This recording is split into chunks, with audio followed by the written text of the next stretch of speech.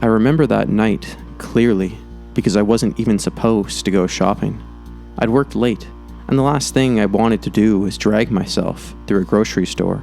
But I was out of coffee and milk, two things I knew I'd regret not having in the morning. It was about 9:30 at night when I pulled into the parking lot. The place wasn't deserted, but it was quiet, the way supermarkets get dark when most people are home. A few cars were scattered near the entrance, yellow lights buzzing overhead, and the faint hum of the big store sign was the only real sound in the air. I grabbed a cart and went inside. The blast of fluorescent lights always feels too bright after you've been driving in the dark, and I had to blink a couple of times before my eyes adjusted. The store smelled faintly of disinfectant and overripe fruit, that strange mix you only notice when it's nearly empty. At first, everything seemed normal. I started in the produce section, picking up a bag of apples and some salad mix. That's when I first noticed him. He came into the aisle not long after me. A man in his 40s maybe, baseball cap pulled low, jacket zipped up despite it being mild outside. I didn't think much of it. People shop at all hours. I moved on. But when I turned into the dairy section, there he was again. He didn't have a cart or basket, which struck me as odd. He just walked slowly past the shelves, not grabbing anything, eyes sort of skimming the products, but never lingering long enough to be making a real decision. I figured maybe he was waiting for someone. By the time I reached the snack aisle, though, I started to feel something wrong. That prickle on the back of your neck you can't reason away. I turned into the aisle, and within half a minute, I heard the soft squeak of sneakers behind me. When I glanced over my shoulder, there he was again, pretending to look at chips. He didn't pick anything up. He didn't even have his hands out of his pockets. I told myself I was being paranoid. Maybe we just had the same shopping path. It happens. So I decided to test it. Instead of going where I actually needed to go, I swerved off into the pet food aisle. I don't even own a pet. I walked halfway down and pretended to study the bags of dog food.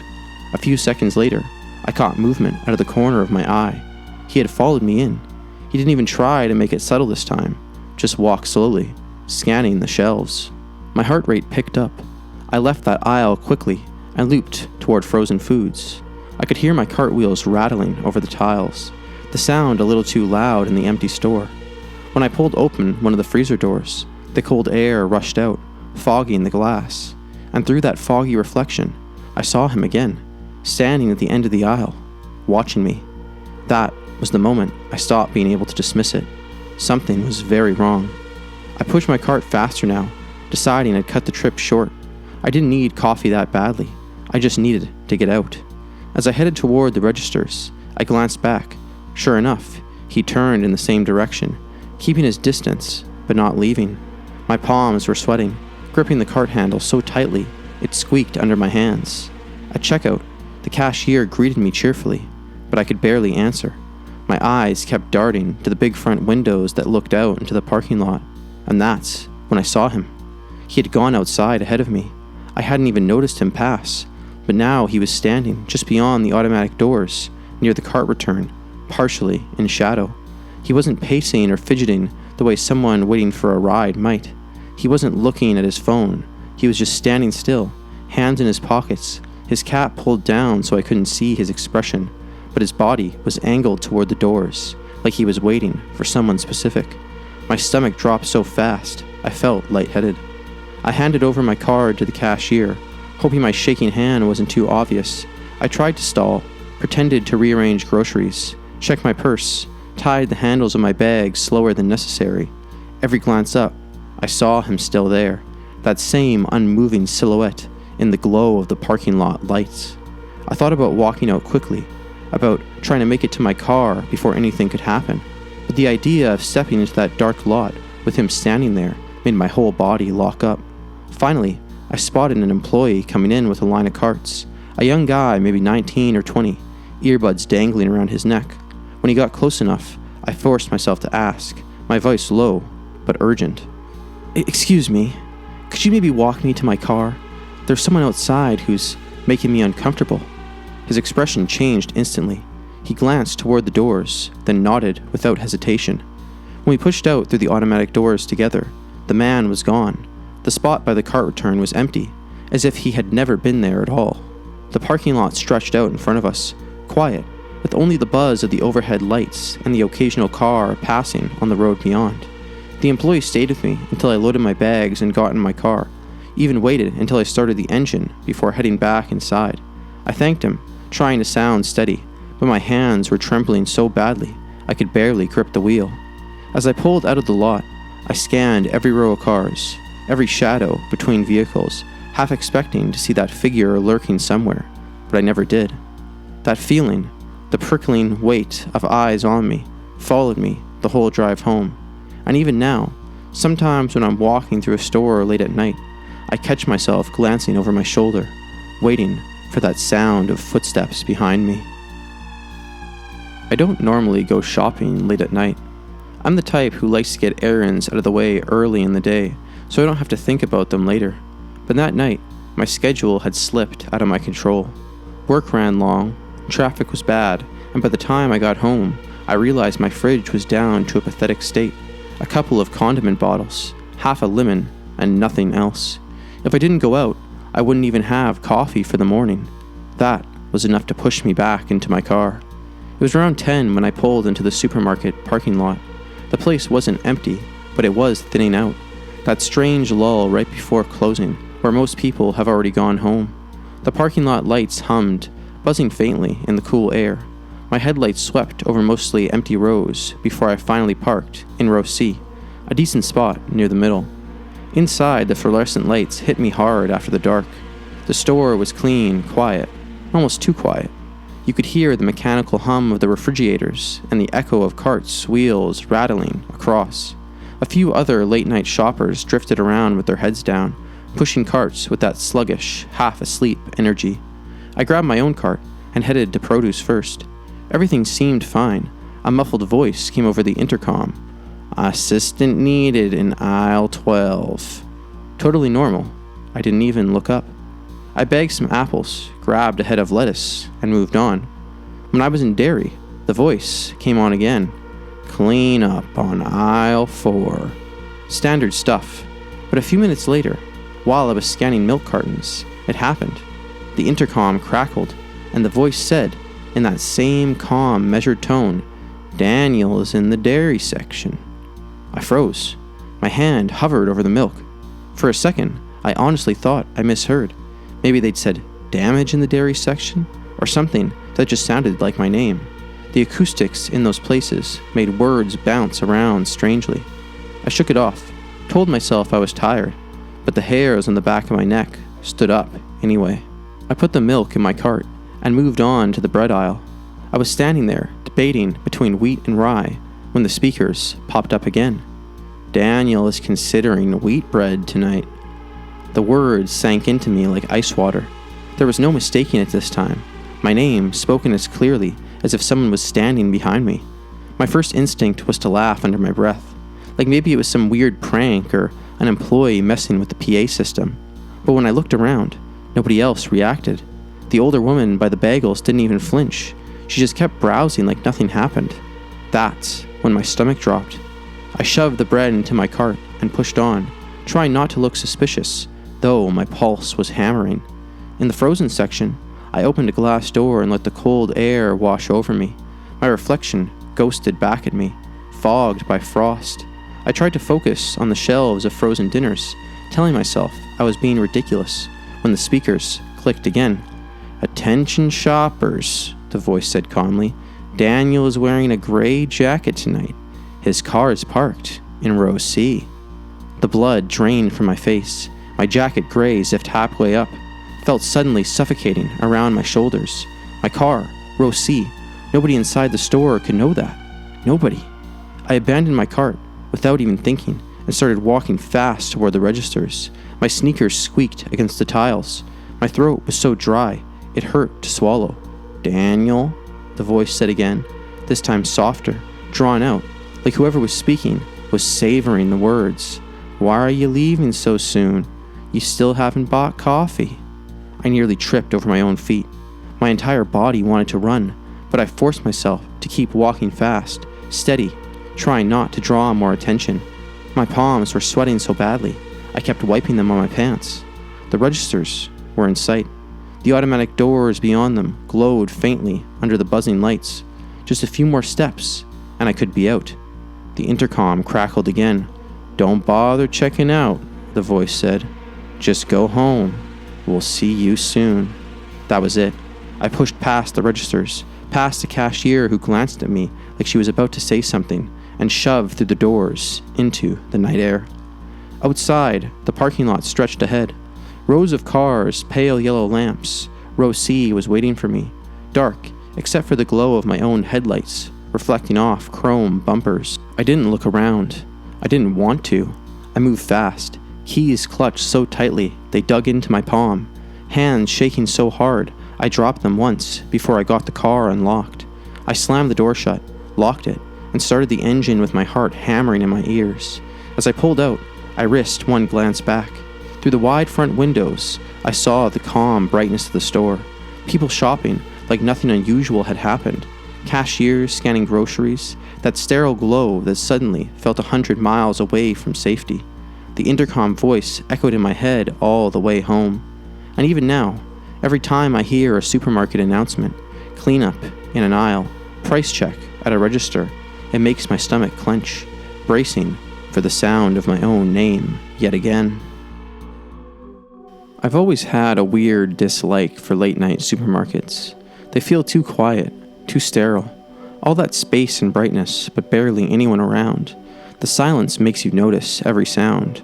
Cartwheels squeaking, refrigerators humming, the faint clatter of items being stocked. But that night, I didn't have a choice. I'd worked late, skipped dinner, and realized around 10:30 that I didn't even have enough food in my fridge for breakfast. The store near my apartment closed at 11, and I figured if I hurried, I could get in and out before they shut down. The parking lot was thinly populated, just a scatter of cars under the buzzing yellow lamps. I parked in the third row and walked quickly through the automatic doors, pulling a cart with one wobbly wheel that squealed on every turn. Inside, it was almost eerily calm. A few other shoppers wandered the aisles, each in their own little bubble. A handful of employees pushed tall carts stacked with boxes, restocking shelves. Overhead, that bland, cheerful supermarket music played, the kind you barely notice until it's the only sound you can hear.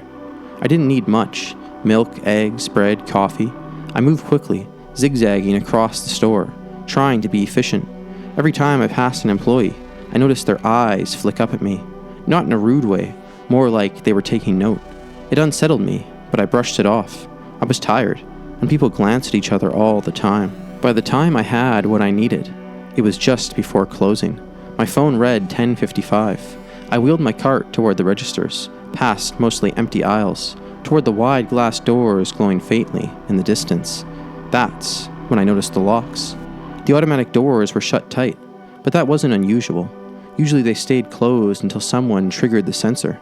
But I could see the thick metal lock bars drawn across them, the kind that staff slid in after closing. They weren't supposed to be there yet. I slowed down, frowning. At first, I wondered if it was a mistake, maybe some employee locking up early. But when I glanced around, I noticed I wasn't the only one. A man with a basket was standing near the front, staring at the doors. A young woman pushing a stroller had stopped, her mouth slightly open in confusion. They'd seen it too. The man called out toward the registers, "Hey, are the doors locked?" An employee pushing a cart of stock boxes glanced at him, then turned abruptly into another aisle without a word. I felt my stomach tighten. I walked up to a cashier, a young woman in her 20s scanning the items for an older customer. I forced a little laugh, trying to sound casual. "Hey, are we locked in? The front doors..." She didn't answer.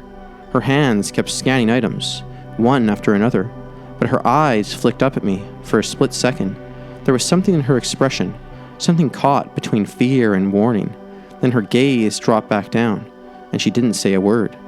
That brief look chilled me more than anything. She had heard me. She just wasn't allowed or willing to respond. By now, 3 or 4 other shoppers had gathered near the front. A woman tried the door handle, yanking on it, but the lock bar didn't budge. Another man gave the glass a couple of bangs with the flat of his hand, like maybe it was jammed, but nothing happened. The intercom crackled once overhead, a burst of static that made everyone glance up. No announcement followed, just silence. I could feel the mood shifting. We weren't just confused anymore. We were uneasy. The store was too quiet. The employees too calm. None of them acknowledged the group of us by the doors. They just went on with their work, methodical, almost robotic, stocking shelves, scanning items, moving carts. Not one of them looked directly at us. The man with the basket muttered, "This is ridiculous," and marched towards a register. "Hey, unlock the doors, you can't lock people in here." His voice was loud, echoing across the front of the store. The cashier froze. Her hands stopped moving. Then, without a word, she turned and walked away, leaving the conveyor belt full of half-scanned groceries and the confused older customer standing there. That's when I felt it, that deep, primal dread. This wasn't an accident. They weren't letting us out. No explanation, no apology, no, we'll unlock them in a minute. Just silence. Employees moving like nothing was wrong. Shoppers trapped at the front, growing more restless by the second. The woman with the stroller pulled her baby closer and whispered something to herself. The man who had banged on the glass turned back to us, his face pale now. They saw me. They saw me pulling on it, and they didn't say a word. Nobody knew what to do. Do we wait? Do we force our way out? Do we demand answers? My heart was hammering, my hands clammy against the cart handle. I kept glancing at the rows of aisles, at the employees silently slipping in and out, never meeting our eyes, never acknowledging us. It felt less like a store and more like a stage, like we were being kept there on purpose, and the people around us, the workers, were just waiting for something. And for the first time in my life, standing under those harsh, buzzing lights, surrounded by shelves of cereal and canned soup, I felt like prey. I swear to you, this happened exactly the way I remember it. People I've told think I was tired, stressed, maybe distracted, but I know what I saw, and it wasn't just a trick of the mind. It was a Thursday night around 8:30. I'd worked late, skipped lunch, and figured I better stock up before heading home. The store wasn't empty, but it had that late evening quiet. Families had cleared out, just a few shoppers wandering in silence, their carts half full. I grabbed one near the entrance, a gray-handled one with a wobbly front wheel. It pulled faintly to the left every time I pushed, annoying but manageable. I dropped my reusable bags in the seat, pulled out my list and started down produce. First thing, spinach and tomatoes. I picked a bag of spinach and a carton of cherry tomatoes, tucked them carefully into the corner so they wouldn't get squished. I even adjusted them, habitually, the way I always do, spinach flat, tomatoes resting on top. Satisfied, I moved on. Halfway down the pasta aisle, I glanced in my cart, and they were gone. No spinach, no tomatoes. In their place sat a box of generic crackers. I stopped cold, frowning. Maybe I'd absent-mindedly set them on a shelf. I checked behind me. Nothing. I scanned the shelves as if somehow swapped them out without realizing. No spinach, no tomatoes, just the crackers in my cart. I picked them up. I don't even eat that brand. I set them aside and told myself I must have misremembered. Maybe I thought I'd put them in the produce, but hadn't. I was tired. Long day at work. That had to be it. Back in produce, I grabbed spinach again, this time a different bag, and a bag of apples instead of tomatoes. I placed them in carefully, double-checked, even muttered under my breath, spinach, apples, right there. I wasn't going to second-guess myself again. By the time I reached dairy, I looked down, and gone. The spinach and apples had vanished. In their place was a single can of soup, sitting right where I'd put the produce. My throat went dry. I actually laughed nervously, glancing around as if I'd catch someone sneaking things in and out of my cart for a prank. Nobody near me. Just a man down the aisle, comparing two brands of cheese, not paying me the slightest attention. I lifted the soup can, heavier than it looked, like it had been sitting there a while. My bags were still in the cart seat. My squeaky wheel still pulled left. It was undeniably my cart. I put the soup back on a shelf, forced myself to keep shopping. The whole time, though, my stomach was knotted tight. I grabbed pasta, sauce, chicken breasts wrapped in plastic. Each time I placed something inside, I checked back within seconds, like I was babysitting my own groceries. For 3 aisles, everything stayed put.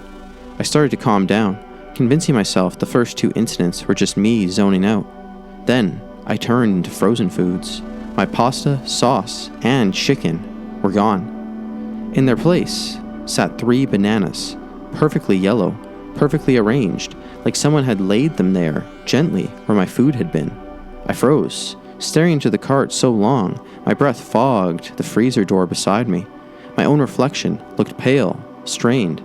The bananas sat neatly in the basket, mocking me. I hadn't touched bananas. I don't even eat them. Panic was creeping in. I wanted to abandon the cart then and there, but my bags were still sitting in the seat. My own bags with the logo of the little store by my apartment printed on the side. If I left now, I'd lose them. I grabbed the bananas, dropped them onto the nearest freezer shelf, and pushed forward faster. My cart squealed with every turn. My hands were sweating against the handle. By the time I reached cereal, I told myself I'd get coffee and leave. Just coffee. Forget the rest. I bent down, grabbed my usual brand, and set it in the cart.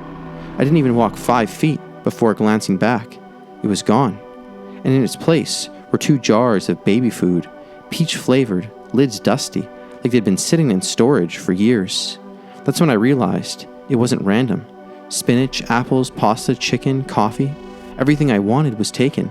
And in their place, something I never choose, things that didn't belong to me. I left the baby food on the shelf and pushed faster now toward the registers. My sneakers squeaked. My cart rattled.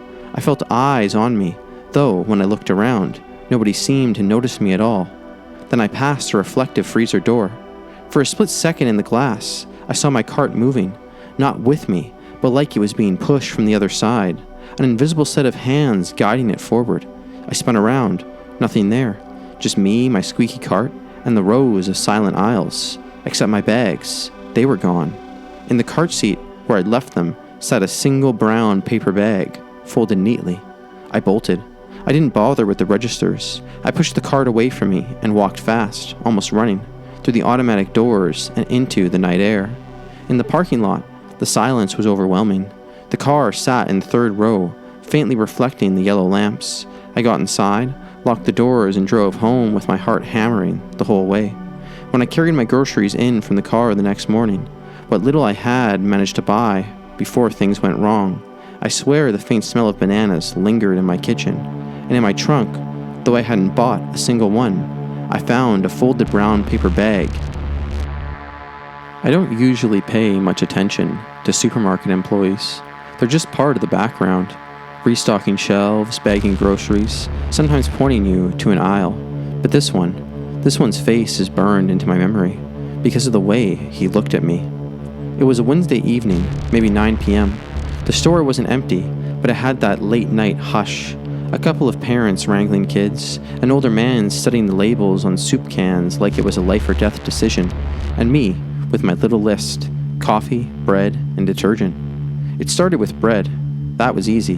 But when I looked for coffee, I couldn't find it anywhere. I circled 2 different aisles, passing chips and cereal, cleaning supplies and snacks, but no coffee. I knew this store.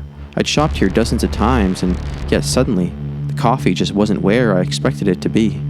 I sighed, parked my cart, and looked around for help. That's when I spotted him. He was standing at the end of the aisle, maybe mid-30s, with greasy hair slicked flat, and a red vest that looked like it hadn't been washed in weeks. His name tag was flipped around backward. He wasn't moving, just standing there, like he'd been waiting for me to look up. I raised my voice politely. "Hey, sorry, could you tell me where the coffee is?" He didn't answer, didn't blink. His face was tight, lips pressed flat, his eyes full of something I can only describe as hostility. It wasn't the blank indifference of someone bored with their job. It was sharper than that. I thought maybe he hadn't heard me, so I repeated the question. Finally, he moved, but not how I expected. Slowly, stiffly, he raised one arm and pointed. Not toward the middle aisles where coffee usually was, but straight toward the freezers. Thanks," I muttered. I wasn't about to argue. I pushed my cart in that direction, though I knew full well there wasn't coffee by the frozen pizzas. Sure enough, nothing. Just the hum of the coolers and my own reflection in the glass doors. When I turned back, he was gone. I brushed it off as a weird encounter. Maybe he was new, maybe he didn't like people. I grabbed some snacks, circled back, and kept looking. Then, 2 hours later, I saw him again. He wasn't working. He wasn't moving. He was standing in the middle of the bread aisle, staring at me. Not at the shelves, not at another shopper. Directly at me. A chill ran through me. I tried to play it cool, pretending to check expiration dates, but my eyes kept flicking back. Each time he was still there, locked on me, with that hard, angry expression. I didn't last long. I left without the bread and turned down another aisle, telling myself I was being dramatic. But a few minutes later, when I bent to grab detergent, I felt it, that sensation of being watched. I straightened slowly, and there he was again, at the far end of the aisle, just standing, staring. My throat tightened. Against my better judgment, I decided to test him. My voice shook a little as I asked, "Sorry, which aisle's the coffee in again?" Again, no words from him. Just that slow lift of the arm, his finger pointing now toward produce. I blinked at him. Coffee, now in produce? He didn't move, didn't explain, just kept pointing. His jaw looked clenched tight, enough to crack. I muttered a shaky, "Thanks," and left in the opposite direction. My heart was thudding in my chest now. From then on, it became a pattern. Every couple of aisles there he was, not stalking, not working, just standing, watching me, always closer than before, always with that angry glare. When I asked again, just to see, he pointed me toward the meat counter.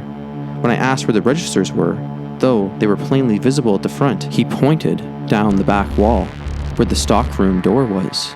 He never spoke, not once, just pointed, always wrong, always leading me deeper into the store, away from the front. And I swear, every time he pointed, it was like his lips twitched upward just slightly. Not a smile, something meaner, something that looked like he wanted me to follow. By the time I decided to head to the checkout for real, my skin felt electric. I was done shopping. I didn't care about detergent or that coffee anymore. I just wanted out. But on my way to the front, I risked one glance back. Through the shelves, I saw him standing at the very end of the aisle behind me, perfectly still and perfectly silent, staring straight into me.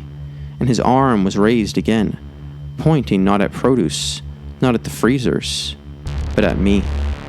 I pushed my cart faster, almost jogging until I reached the registers. The cashier smiled politely, scanned my things, and asked if I'd found everything I needed. I lied and said yes, praying my hands weren't shaking too visibly as I paid. When I glanced back one last time, the aisle was empty. No red vest, no hostile eyes, nothing. But walking out to my car, I couldn't shake the image of his face, that stare, that finger pointing right at me, like he was marking me for something I didn't understand. And even now, weeks later, when I close my eyes, I sometimes see him at the end of an aisle that isn't there, waiting, silent, and pointing. I shop late. Always have. I like the quiet. No long lines, no crowds pushing carts too close behind me, no kids screaming in the candy aisle. The supermarket near my place is open until midnight, so I usually swing by around 10 or 11, grab what I need, and get out. That night was no different. I only needed a few things: eggs, paper towels, and some milk.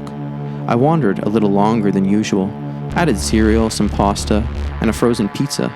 Normal stuff. The store was quiet, humming with those overhead fluorescent lights that make everything look a little too pale. A couple of employees were restocking shelves. A man in a baseball cap was at self-checkout. Nothing unusual. I headed to the register with my cart and unloaded the items onto the belt. The cashier, some young guy who looked half asleep, scanned them one by one. I watched each beep, saw each thing get bagged. It all lined up perfectly with what I remembered putting in the cart. When he was done, I paid with my card, took the receipt without thinking, and headed out into the cool night air. I didn't look at the slip of paper until I was unlocking my car, and that's when my stomach flipped. The first half of the receipt looked normal. Eggs, milk, paper towels, pasta, frozen pizza. But halfway down, the list changed. One burlap sack, rusty nails, loose, animal bones, unsorted, children's shoes, and a handwritten note. I just stared at it, the paper shaking slightly in my hands. At first I thought it was some kind of misprint or prank, but the descriptions were too specific, too disturbing. Animal bones, children's shoes, and that handwritten note listed for $0 made my skin crawl. I tore open the bags right there in the parking lot, pulling out groceries frantically. Eggs, milk, pizza, cereal, frozen pizza, normal. all normal. Nothing weird. Nothing that matched what was on that receipt. But the items were printed there, black ink on white paper, like the system itself had recorded them. I marched back inside, trying to act casual, even though my pulse was thundering. The same cashier was there, leaning on the counter, scrolling his phone. I slapped the receipt down in front of him. "Hey," I said, my voice shaking more than I wanted it to. What is this?" He looked at it for a long moment, too long, and slowly pushed it back toward me. His eyes didn't meet mine. "That's your receipt," he said flatly. "No, it's not. Look at it." I jabbed a finger at the impossible list of items. "I didn't buy this stuff. You watched me check out." Finally, his eyes flicked up to mine, and the way he looked at me, it wasn't confusion. It wasn't amusement. It was something colder, like he was tired of people asking. "It's what the system says you bought," he said. "If it printed, then it's yours." His tone made my blood run cold. I left without saying another word, got in my car, locked the doors, and drove home fast, feeling like something was pressing against my chest. When I got home, I tossed the receipt onto the counter and tried to forget about it. I even laughed nervously at myself, told myself maybe it was some glitch, a corrupted database, whatever. I didn't want to believe anything else. But later that night, when I went to throw it away, I noticed something I swear wasn't there before. At the very bottom, below the total, a single line had appeared in faint gray ink. "We know what you left behind." I dropped it like it was on fire. And the worst part? I can't shake the feeling that maybe I did leave something behind. Not an item, something else. Something I can't name. Because ever since that night, every time I shop at that store, the receipts still look normal at first. But if I stare long enough, strange items always seem to fade into the list. Things I didn't buy, things that shouldn't even exist. And every time, no matter what, the last line is always the same. "We know what you left behind." I used to think supermarkets are one of the safest, most ordinary places in the world. Bright lights, background music, people minding their own business. Nothing threatening about it. That's why what happened still gnaws at me. I can't make sense of it, and I don't think I ever will. It was a late evening trip, sometime after 10. I needed just a handful of things for the week. Bread, coffee, some fruit. I wasn't tired, but I was restless, and shopping at night always helped me calm down. The place was nearly empty when I walked in, which is exactly how I liked it. The first thing that felt off was the silence. There was no music playing. Normally they have some kind of soft pop on the rotation, but that night the speakers were dead, silent. I brushed it off, figured maybe the system was down. I grabbed a cart and started in the produce section. There were a few people around, a woman in a gray coat by the apples, a man with a beard near the bananas. Normal enough. I didn't notice anything strange until I reached for a bag of oranges. That's when I realized the woman was staring at me. Not just looking my way, not a casual glance. Her eyes were wide, unblinking, locked on me. Her hands were frozen on the cart handle. I gave her a quick, polite smile, then turned away, pretending it didn't bother me. People are weird sometimes. I moved down the aisle, but when I looked up again, the man by the bananas had stopped what he was doing. He was staring at me too. His eyes were wide in the same unnatural way, like he'd just seen something shocking. His mouth was slightly open, like he was about to say something, but never did. I hurried to the next section, my stomach tightening. Maybe it was coincidence. Maybe I was just being paranoid. But it wasn't. Every aisle I went down, someone was there, and every single one of them turned to look at me in the same way. Wide eyes, stiff posture, silence. They didn't blink. They didn't smile. They didn't talk. Just watched. A teenager in the cereal aisle, a middle-aged couple near the dairy section, an old man by the frozen foods. Their carts were still. Their arms hung at their sides. Their faces looked like masks. I tried to tell myself maybe there was something on me, like I'd spilled something on my shirt, or maybe I looked like someone they recognized, but it wasn't normal recognition. It was too synchronized, too deliberate. By the time I reached the meat section, I was sweating. My hand shook when I grabbed a package of chicken breast, but I didn't even care what I picked up anymore. I just wanted to get out. I rushed to the front of the store, and that's when it hit me. Even the employees behind the registers were doing it. The cashiers weren't ringing anyone up. The bagger wasn't moving. They were all standing there, their bodies facing forward, their wide, unblinking eyes tracking me as I approached. I almost abandoned my cart right there, but something in me snapped. I couldn't let them see me run. I forced myself into the self-checkout lane, scanning each item with shaking hands. Every beep of the machine echoed too loudly in the silence.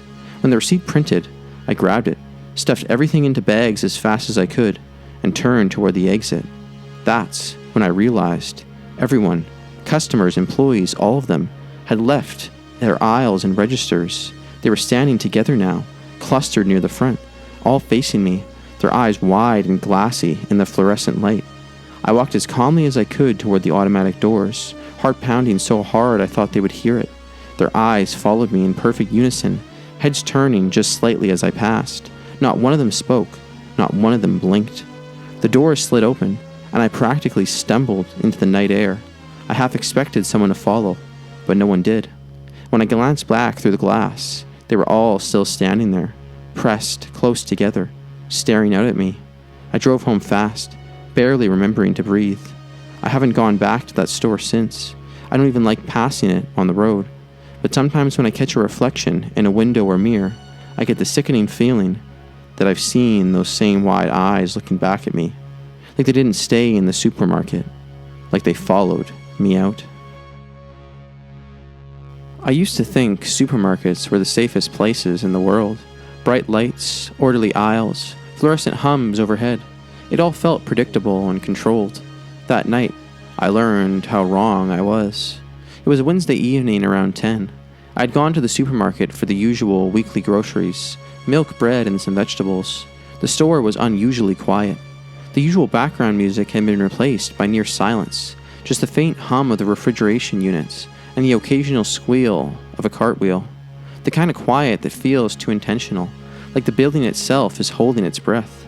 I was midway through aisle 7 when I noticed movement. 2 employees were coming toward me, carrying a large, dark garbage bag between them. I thought nothing of it at first. Big trash bags are normal, but as they passed, our eyes met, and everything shifted. Their faces changed instantly. The casual neutrality of employees doing their job vanished, replaced by a look of guilt so thick it almost made the air heavy. They froze for a heartbeat, their eyes locking with mine. The bag between them sagged in a strange, uneven way, and I noticed my stomach tightening in a way that felt instinctive, like a warning I couldn't ignore. I tried to act natural, pretending to read the label on a cereal box. I edged closer, curiosity gnawing at me, but every step I took seemed to magnify the tension. Their grip on the bag grew, and they shifted slightly as if preparing to either flee or defend something. I don't know why, but I followed, just a few steps behind, staying in the shadows of the taller shelves. Every detail was magnified in my mind, the way the bag swayed unnaturally, the way their eyes darted toward the employee-only door at the back of the store, the subtle exchange of glances that said they knew I'd seen something I shouldn't. It was then that I realized the bag wasn't just heavy. It was oddly rigid in parts, and other parts seemed to move independently. My rational mind screamed that it was impossible, but my gut told me otherwise. Something inside, it wasn't just trash, something alive, or at least sinisterly deliberate. I lingered, pretending to compare brands of soup while I watched. They paused halfway down the aisle, glanced at each other, and then almost the bag shifted again, like whatever was inside was trying to settle into a more comfortable or more alarming position. The taller employee's face twitched, just a little, as if struggling not to reveal too much. The shorter woman's grip tightened until her knuckles turned white. They reached the back door, the employee-only entrance that led to the storage and loading area. But just before stepping through, they glanced over their shoulders at me again. My heart lurched. Their eyes were no longer just guilty. They were calculating. They weren't asking if I'd follow. They were daring me not to. I froze for a second, debating whether I should leave. But the tension, the sheer wrongness of what I'd seen, rooted me in place. My instincts told me this was something I shouldn't witness, yet I couldn't tear my eyes away. I took a careful step toward the back, trying to make it look like I was browsing. The bag swayed again, and I swear I saw it bulge slightly, like it was filled with something solid, too solid for trash. I could feel a growing unease in my chest, the kind of cold dread that settles deep into your bones. Then, the store's lights flickered, for just a moment, but it was enough to make the shadows around the bag look alive. For a heartbeat, I thought I saw a shape, faint, human-shaped inside. the bulging folds of the plastic. My stomach knotted, and I stumbled back slightly, almost dropping my cart. They reached the door and disappeared. Silence swallowed the aisle immediately. The other customers were gone. The background hum of the store seemed muted. I wanted to leave. I needed to leave, but my legs wouldn't move. Every nerve in my body was on fire, and my mind refused to let go of what I'd seen. I told myself it was impossible. The rational explanations were there. Maybe it was a mannequin or a pile of oddly shaped boxes in a bag. Maybe I was overreacting, but the memory of the guilty look, the strange stiffness of the bag, the way they glanced at me before vanishing, it wouldn't leave me. I wandered the aisles for the rest of my shopping, but nothing felt normal. Every turn of the cart made me flinch, expecting to see them reappear, bag in hand. I hurried through checkout, my hands trembling as I handed my items to the cashier. I didn't look back at the employee-only area when I left, but the image of that sagging, oddly shaped bag haunted me the entire drive home. I never returned at night. The store, once a mundane part of life, became a place of unease in my mind. Every time I think of that night, I feel the weight of the bag again, the way it moved in ways it shouldn't, the way those two employees looked at me with that mixture of guilt and something darker, something almost predatory, and I still wonder what was inside. I never thought a grocery store could feel like a prison. Not really, I mean. It's just a place you go to buy milk and bread, right? Bright lights, predictable aisles, the faint hum of refrigeration units. That's what I thought, until the night I got locked inside. It started. I was making a quick, late-night run around 10:30 after a long shift. The store was almost empty, just a few stragglers wandering the aisles. I grabbed a cart and started picking up the usual things. Some eggs, bread, a few vegetables. Halfway through aisle 4, the sudden urge hit me. I needed the bathroom, badly. I approached the nearest employee, a young guy stacking boxes by the snack aisle. "Excuse me, can I use the restroom?" I asked. He didn't even look at me properly, just pointed down a narrow hallway behind the checkout counters. "Yeah, down there." His voice was flat, distracted. I followed the dimly lit corridor, passing storage rooms and janitor closets. There was no one around. The hum of the fluorescent lights was unusually loud. I finally reached the bathroom door, pushed it open, and entered. Relief washed over me. I locked the door behind me, as usual. At first, everything seemed normal. The tiles were cold under my feet. The faint smell of cleaning supplies lingered in the air. I was finishing up when I noticed something odd. The handle wouldn't turn. I tried again. Locked. I pulled, twisted, shook it. Nothing. My first thought was that the lock had jammed. Maybe a mechanical failure. I knocked on the door. "Hello? Can someone help me?" My voice echoed oddly in the small room. No answer. I called out louder, banged on the door, but still nothing. My heartbeat sped up. I assumed someone was nearby, would come check soon. But minutes passed, nothing. Not even footsteps. I leaned against the door, breathing heavily, trying to calm myself. The fluorescent lights flickered overhead, a rhythmic strobe that made the tiles on the floor look uneven. Shadows stretched and shifted, and every creak in the building made me jump. I tried my phone. No signal. Of course. I'd left my charger in the car. My stomach tightened with panic. At first I told myself it would be over in minutes. Someone would come to clean, someone would notice I was missing. But as the minutes stretched into half an hour, then 45 minutes, I realized I was completely alone. I began pacing in the small room, the cold tiles pressed against my feet as I ran my hands over the walls, trying every inch of the door for a weak spot. There was none. My mind started playing tricks on me. I thought I heard whispers outside, maybe a cart rolling down an aisle, maybe footsteps, but every time I strained my ears, nothing followed. Hours passed, or at least it felt that way. Time became meaningless. The hum of the lights, the occasional drip of water from the faucet, the scraping of events somewhere overhead, they became deafening. I could feel my anxiety growing like a weight pressing down on my chest. I imagined every horrible scenario. Maybe someone had locked me in deliberately. Maybe the store had been abandoned. Maybe I'd be stuck here forever. I tried to rest, curling up on the floor, but sleep was impossible. Every flicker of light, every creak of the building, every imagined movement outside the door made me jolt upright. I couldn't relax. I couldn't escape. I could only sit in the dark, listening to the low hum and my own ragged breathing. At some point, I don't know how long passed, the lights started to flicker more violently, strobing in uneven bursts. Shadows danced across the walls, twisting and stretching in ways that made them seem almost alive. I swore I saw shapes moving in the darkness, tiny glimpses of something just out of reach. My mind screamed that I was imagining it, but parts of me knew better. By 3 a.m, I was shaking. My hands cramped, my throat was raw from shouting. My stomach ached from hunger and fear. I had long since given up banging on the door. It was useless. I curled up on the floor trying to stay calm, telling myself that someone would eventually check the bathrooms, that the cleaners would notice. The worst part was the silence. Absolute, oppressive silence. Not a single sound of life. I imagined the aisles beyond those locked doors dark and empty, shelves of products just out of reach. I imagined the fluorescent lights above flickering in unison, the registers closed and lightless, the parking lot empty. It felt like the entire store had forgotten I existed. I lost track of time. Hours, maybe even a full night passed in that room. My mind wandered into strange corners, imagining people out there, employees carrying garbage bags, strangers wandering aisles, someone watching me through the small slits of the door. Every shadow seemed to hold a threat, every creak a warning. It wasn't until the first weak rays of sunlight slanted through the cracks in the back door that I heard footsteps, hesitant then closer. The door handle rattled. Someone unlocked it and swung the door open. I stumbled out, shaking, my clothes wrinkled. An employee's face greeted me, bleary-eyed and apologetic. "Oh my goodness, you're okay. We didn't realize anyone was in there. Sorry, we locked up for the night." I didn't respond. I could barely breathe. I stumbled toward the front doors, blinking in the morning light, my hands trembling as I fumbled with my keys. I drove home in silence, my stomach still tight, replaying every minute of the night.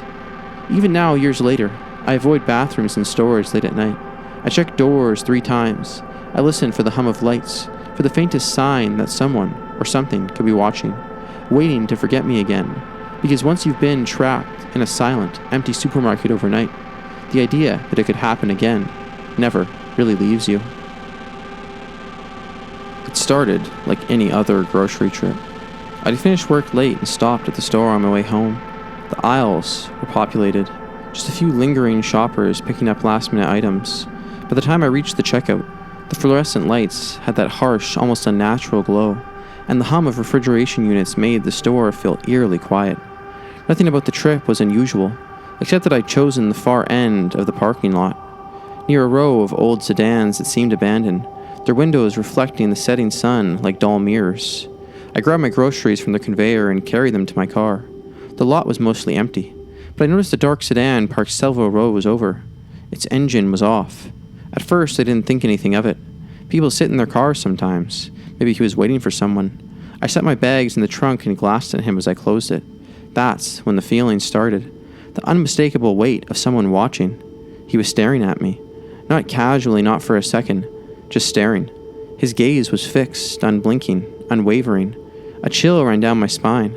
I forced a laugh, telling myself I was imagining it. Maybe he'd noticed me before I even arrived. Maybe he was a stranger lingering for a mundane reason. My brain tried to rationalize, but my gut screamed otherwise.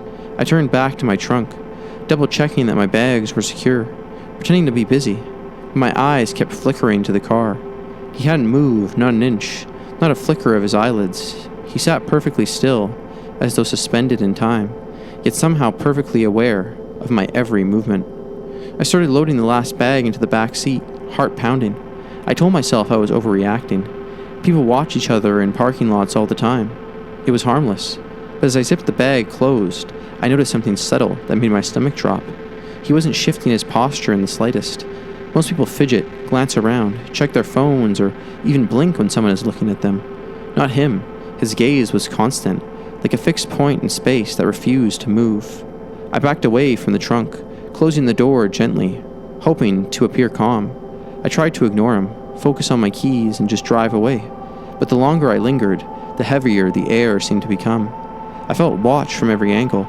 The empty rows of the lot felt suddenly claustrophobic, the light bending around the shadows in ways that made the spaces between cars look deeper than they should. I slid into the driver's seat, locking the doors. My hands were trembling so badly, I could barely hold the keys. I started the engine, forcing myself to act normal, to pretend I hadn't noticed him. But even from inside my car, I could see him, still sitting there, still staring, still not blinking. I tried to leave, slowly. I inched forward, keeping my eyes on the sedan through the rearview mirror. Every row I passed, I checked to see if he had moved. and every time I looked, he was closer. Not in the way that cars move, not by any logical means, but somehow closer, as though the space between us had shrunk without him ever getting out of his seat. Panic gripped me. I considered honking, calling the police, even abandoning the car to run. But the idea of turning away from that gaze even for a second felt impossible. My heart hammered so loud, I was sure he could hear it. I made it halfway through the lot and glanced back again. He hadn't shifted his body, hadn't turned the wheel, hadn't touched anything in the car. And yet, he was no longer parked where I had first seen him. He had moved one row closer. A rational part of me screamed that this was impossible. My logical brain tried to dismiss it as a trick of perspective, a shadow, a flicker of light. But I knew it was real. I knew he was there, and I knew he had been watching me all along. I floored the accelerator and barreled toward the exit. The tires crunched against the gravel in the lot, and my hands were slick with sweat. I didn't dare glance at him again, for fear that looking might somehow let him reach me. But even as I merged onto the street, I couldn't stop checking the rearview mirror. For a long block I saw nothing, just the empty lot, quiet and still. I exhaled a shaky breath, convincing myself it was over, that I had escaped. But as I turned onto the next street, I saw something in my peripheral vision that made my blood run cold. A shadowy figure sitting in a dark car at the far edge of a lot, motionless, staring straight ahead, not blinking, not moving, watching. Even now, weeks later, I can't stop picturing him.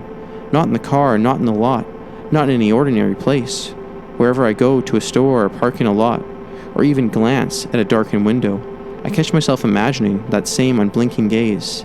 And I know, deep down, that if I ever do see him again, he won't blink. He will never blink.